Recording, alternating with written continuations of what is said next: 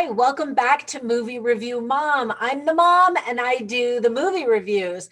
And if this is your first time visiting my channel, yay, I'm so glad you're here. My goal here is to give you a little scoop on the content of movies as well as the filmmaking quality so that you can decide whether or not you want to spend your time or money watching a specific film. So today, the movie I'm reviewing is called Chaos Walking. It's available in theaters now, and so far there's no video on demand date. It's slated to arrive online for streaming in about 3 months.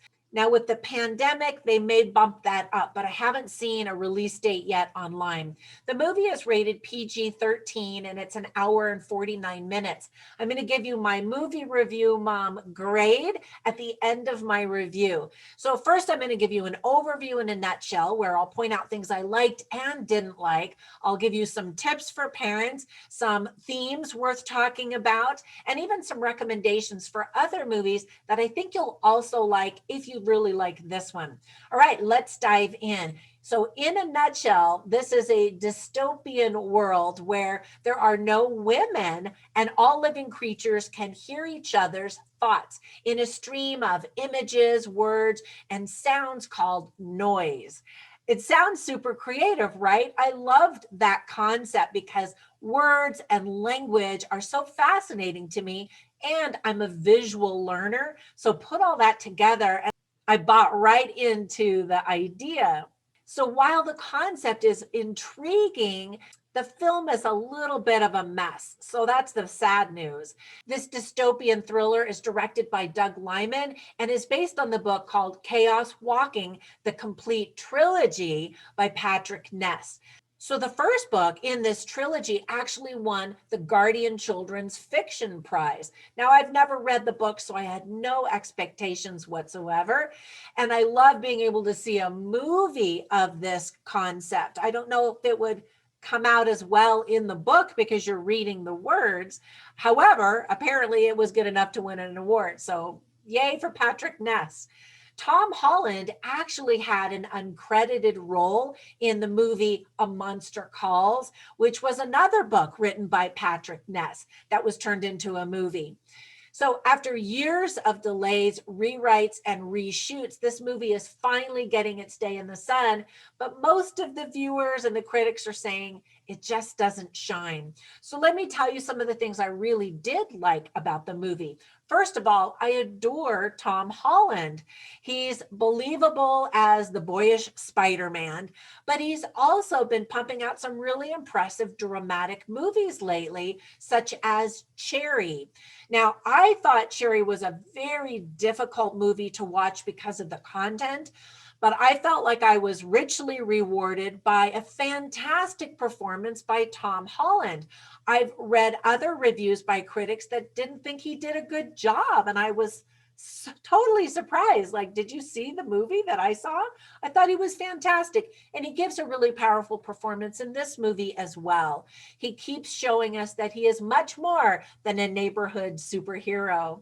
So to play this role, he was asked to grow as much facial hair as possible, but it didn't actually amount to much because he's still pretty young. But my boys have the same problem. Actually, none of them are very hairy. During the first week of filming, he broke his nose after getting punched in the face by a stuntman during a fight scene.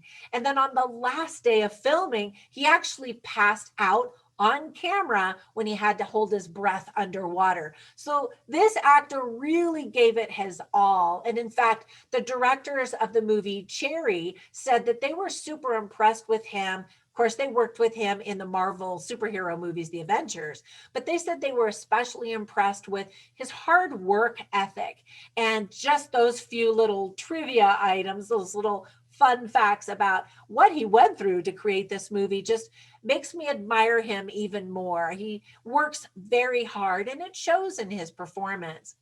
Now, I hadn't seen Daisy Ridley really in anything since Star Wars, and I really liked her in those movies a lot. In this movie, she wears a blonde wig that kind of looked like a wig, which I didn't really like, but they were trying to really change up her look, and it did. It made her look very different. She and Tom Holland actually had great physicality and chemistry in this movie, and I liked them both together. Now, as I mentioned, I love the visual concept of showing thoughts. And so I loved hearing Tom Holland's thoughts, especially when they weren't congruent with the words that were coming out of his mouth. I laughed when he kept telling himself, be a man, be a man. It's especially poignant that the men can't read the girl's thoughts. And I thought, that's so true, isn't it? The movie kind of felt like a mixture between a Western flick and a dystopian movie. And I thought that that combination was kind of interesting. There's lots and lots of action, which I like, and good for Nick Jonas. He's been showing up more and more in films lately. And so I love that he can be so talented as a musician and be brave enough to risk looking foolish in movies. However, he never does look foolish. He's doing a great job. Most of the filming actually took place in Montreal, Canada, back in 2017, with reshoots done in Atlanta, Georgia. What's amazing is both Tom Holland and Daisy Ridley were busy filming other movies, so they actually didn't film these reshoots until 2 years later. Luckily, they both have a very youthful appearance, and so it definitely didn't look noticeable that 2 years had passed between the original film shoot and these reshoots. What's sad is that Tom Holland actually missed the premiere of the Marvel Avengers movie Endgame because he was busy doing reshoots for this film. So that's timing just stinks when it comes down to things like that, because he definitely should have been at that premiere. All right, on to some of the things that I didn't like so much about this movie. First of all, the script is just kind of messy, which is just unfortunate. The film looks more like a series of events rather than a sequence that builds into the next scene. And so because of that, the movie story feels very disjointed. It doesn't flow naturally like it should. And that also could have something to do with the reshooting and the editing.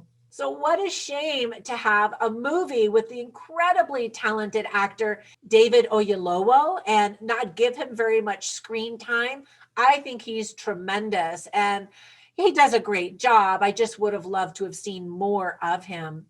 I was also wondering when we were going to get to see Cynthia Erivo in another movie. And so I thought she was so fantastic in the movie Harriet in 2019. Unfortunately, again, she doesn't get much screen time in this movie or a very big role to sink her teeth in, which she is definitely capable of doing. It takes a long time to understand what the heck is going on. And a lot of people, I think, are going to be confused with the story and how it actually evolves. The characters' motivations, for example, are not explained very well. And so their actions make characters appear to be paper thin. That's especially strange considering you're able to hear people's thoughts. It's just not really fleshed out and fully developed where you really understand these characters and their motivation. Characters kind of come and go rather quickly, especially the aliens who are just sort of like an afterthought and they're never really explained. And it just seems totally random. There is a little bit of humor, but not all of it lands. In fact, most of it doesn't, unfortunately. The trailer gives away some major plot points and surprises in the movie. And so I was surprised. And the movie kind of ends abruptly without allowing us to really sink into an emotional buildup where there's a big payoff and we're like, oh, instead it just kind of ends and you're like, huh? The movie is supposed to lead into a franchise, but if it doesn't do well in box offices or online streaming, then this could be the end of the story. We'll see. Supposedly, this movie cost $100 million. Parts of the movie look surprisingly cheap, knowing that that's the price tag. So I guess that the budget was spent on building this very cool spaceship and adding visual effects, that noise. But I'm guessing it really probably was spent on all of these reshoots and editing and trying to piece this poor movie together. All right, let me give you some tips for parents in case you have kids who are interested in this movie. First of all, there's lots of profanity and F-bombs, which is the real reason I think that it's rated R. Kids are mostly going to be bored. There is a scary monster looking creature, so it's definitely not for young kids. People and creatures die. And there's a homosexual couple in the movie, but that part of the story doesn't go anywhere. You don't see anything inappropriate, and it'll probably really fly over the heads of most kids anyway. So let me tell you about the themes that are presented in the movie. First of all, the concept of thoughts and words and language, privacy, truth, identity, and freedom. And I think those are all really good themes. I would have loved to have seen the movie develop those even more. But now let me jump to some of the funny lines and interesting lines in the movie. I always write them down and I include them in my written review at moviereviewmom.com. So you can check all of them out there. I'll tell you a couple of them that I thought were kind of funny. So Cynthia Erivo is talking to one of the guys and she says, men and women don't sleep in the same place because y'all make too much noise. And I just thought that that was funny because she's talking about, farting and burping and all of that, but it's also that noise, the thoughts that are running through the guy's heads, which I thought was interesting. And then again, she's talking with Tom Holland's character. He comes into their camp and, she's like, here, put on these clean clothes. And he's like, I don't need clean clothes. And she says, yes, you do. All right, I'll give you one more line that I thought was both funny and insightful. So David Oyelowo is talking, and he's talking to this bad guy, basically, who's Mayor Prentice, played by the wonderful Mads Mikkelsen. And he says, you hide your noise like a woman. And then Mads Mikkelsen's character says, I consider that a compliment. And then David Oyelowo's character says, it's not. So I was like, wait a minute. All right, so you want to hear the movie review mom grade I'm giving this film? So I enjoyed it, but I recognized there were a lot of pieces that just missed the mark. Unfortunately, it's going to be somewhat forgettable. And so the final grade I'm giving it is a C+. But before we go, let me give you some movie recommendations for other films that I think you might actually enjoy, possibly even more than this one. One of the movies that instantly came to my mind because of that dystopian feeling and the mission and the male-female dynamic is the Divergent series. I don't know if you've seen those movies, but you might like those and check those out. Another dystopian movie that I thought of immediately is The Maze Runner by James Dashner. Now, he and I started our writing careers kind of at the same time. He writes fiction, obviously. I write all nonfiction. My books can't be turned into movies. But I remember he and I did a book signing many years ago when he just started his very first series about Jimmy Fincher. I don't know if you've ever read any of those. His career has just taken off. He's doing so well, and he's such a nice guy in real life too. All right, that's it for my review today. I hope you enjoy this movie if you watch it. And thank you so much for all of your support, either on Patreon or just here on YouTube by simply subscribing, liking this video, putting your comments down below. All of those things help me to grow my channel. All right, I will catch you in the next one. Until then, bye for now.